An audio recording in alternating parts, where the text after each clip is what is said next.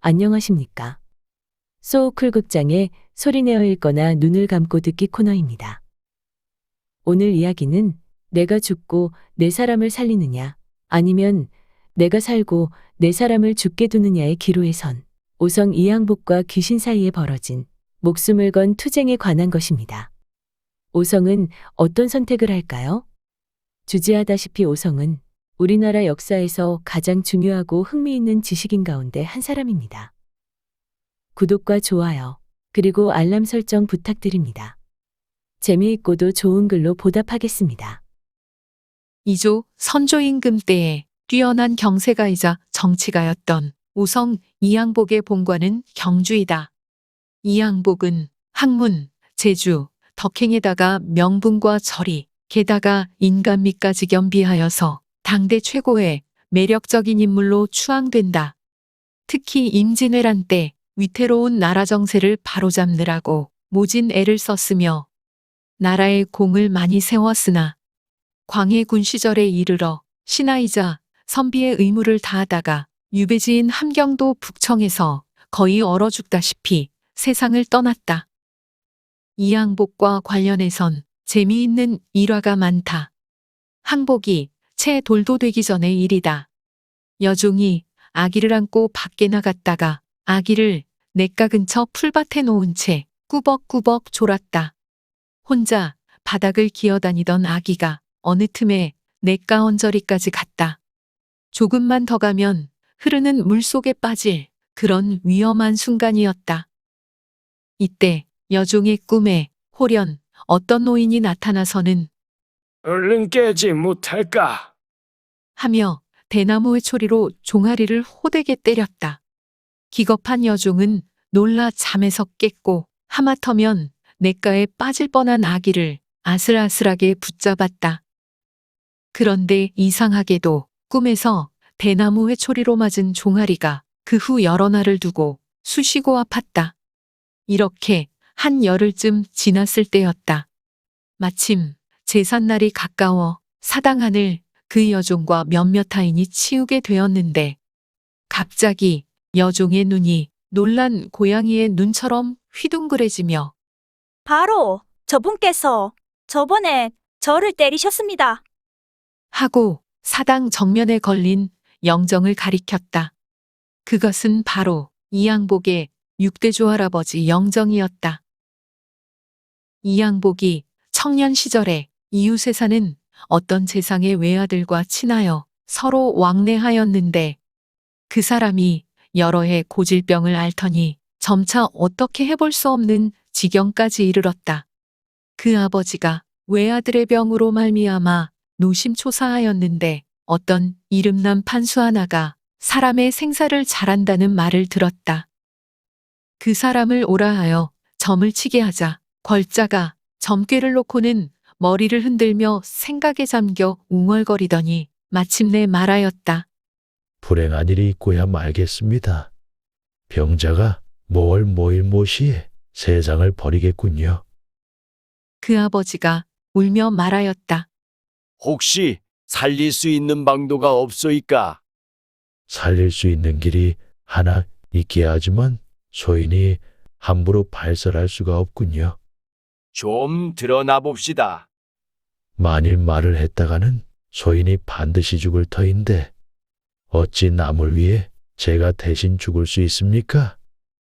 그 아버지가 울면서 다시 묻자 판수가 불쾌한 안색을 드러내며 말하였다. 주인의 말씀이 인정에 어긋나오. 살기를 좋아하고 죽기를 싫어하는 것이야 인지상정이거늘. 주인은 자식을 위하려고 하지만 병자가 살고 내가 죽는다면 이거야 다시 물을 것도 없지요. 주인은 할 일 없이 눈물을 흘리며 울 따름인데 만삭의 몸인 병자의 아내가 안에서 은장도를 들고 나오더니 그 가녀린 손으로 판수의 목을 움켜잡고 말하였다. 나는 병자의 처이고 병자의 아이가 내 뱃속에 있다. 지아비가 죽으면 나는 하종하기로 이미 결심하였다. 내가 만약 점괘가 어떤지 모른다면 말을 하지 않아도 괴이한 것이 없지만 이미 풀이하였고 또 목숨을 구할 방도가 있다고 하였다. 그런데도 끝내 말을 하지 않는구나. 나는 이미 죽기로 결심을 하였으니 이 칼로 너를 찌를 터이다. 그러니 내가 죽는 것은 이래도 저래도 마찬가지이다. 내가 죽는 것은 슬프지 않다만 뱃속의 아이가 이 세상에 태어나지 못하는 것이 한없이 가슴 아프구나. 또 어차피 죽기는 매한가지이다마는 한 사람이 살고 세 사람이 죽는 것도 슬프다. 그러니 차라리 네 사람이 함께 죽는 것이 나을 것 같다. 내 생각은 어떤가? 그러면서 시퍼런 칼날을 쳐들어 목젖을 겨누었다. 순간 여인의 손끝이 바르르하고 떨렸다. 한참 동안 묵묵히 앉아있던 맹인 점쟁이가 말하였다. 한 번 입 밖에 낸 말은 사마로도 붙잡을 수 없다더니 정녕 이를 두고 한 말이로군요. 부인이 하자는 대로 할 터이니 내 먹은 이만 놓아주는 것이 어떻겠소. 그러더니 노인을 보고 물었다. 항복이란 사람을 아시오? 알지요. 바로 우리 집 아이의 친구요. 오늘로 그 사람을 데려다가 함께 있게 하되 잠시라도 떨어지지 않게 하시오. 아무 날을 지나면 저절로 무사할 것이요. 또 말하였다. 나는 그날 당연히 죽을 터인데 내 처자를 잘 돌보아 주되 한 집안 사람과 같이 돌보아 주어야 할 것입니다. 그러지 아니하면 댁내가 우환을 면할 수가 없을 것입니다. 이렇게 하직인사를 하고선 갔다. 주인은 이양복을 맞이하여 일의 전말을 말하면서 함께 있어주기를 강권하였다. 항복이 허락하고는 그날부터 그 집에 머물렀는데 병자와 함께 있으면서 앉거나 눕거나 간에 떨어지지 않았다. 판수가 말한 그날 밤이었다. 삼경에 이르자 서늘한 바람이 문으로 들어오며 촛불이 깜박거렸다. 순간 병자는 아득히 정신을 잃었는데 귀졸 하나가 험상 굳은 모습으로 검을 짚고 서서 오성의 이름을 부르면서 말했다. 내 병자를 건네다오. 그게 무슨 말이냐? 이 사람은 나와 9생에 걸친 원수다. 그래서 이제 놈의 목숨을 거두어 원수를 갚으려 한다. 이 기회를 놓친다면 원수를 언제 갚을 수 있을지 모른다. 그런데 내가 방해를 놓고 있구나. 너의 누대에 걸친 원한은 잘 알겠다. 그러나 이미 나에게 아들을 맡겼거늘 내가 어찌 너에게 주어 죽이게 할 수 있겠느냐? 내가 주지 않는다면 너까지 함께 죽일 것이다. 이미 병자의 아내가 남편을 따라 죽기로 맹세했다. 그녀가 만삭이 되어 해산할 때가 다가오니 병자를 죽이면 세 사람을 죽이는 것이다. 그런데 나까지 죽인다면 모두 네 사람이 되는구나. 원한이 얼마나 깊은지는 모르지만 염라대왕께서 용서해 줄지 모르겠구나. 그러니 그대를 위해서라도 너희 손에 내가 죽게 된다면 몰라도 죽기 전에는 결코 너에게 동물을 내어주지 않겠다. 귀졸이 이에 크게 화를 내면서 칼을 들고 오성에게 향하더니 갑자기 몸을 움츠리며 물러났다. 이렇게 하기를 3번이나 하더니 마침내 검을 던지고는 엎드려서 말하였다. 바라옵건대 대감께서는 저희 처지를 가엾게 여겨 병자를 내어주소서. 어찌하여 나를 죽이지 않는 것이냐? 대감은 나라의 동량으로 이름이 축백에 드리워질 정인군자라 어찌 감히 해칠 수 있겠습니까? 만약 해치면 소생은 7 동안 결코 무간지옥을 벗어날 수 없게 됩니다. 그러니 다만 병자 내어주기를 바라올 뿐입니다. 나를 죽이는 것 외에는 다른 대책이 없다. 말을 끝낸 다음 오성은 병자를 안고 누웠다.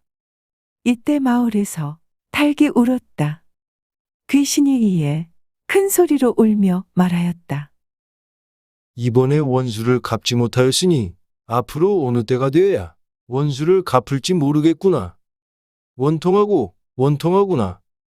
이는 아무 곳에 사는 아무 개판수가 가르쳐 준 것이 틀림없다. 내가 이 사람에게 분풀이해야겠다.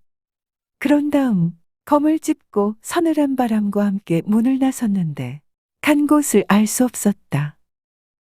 이때 병자가 기절하였다. 항복이 따뜻한 물을 입에 흘려 넣어주자 다시 살아났다.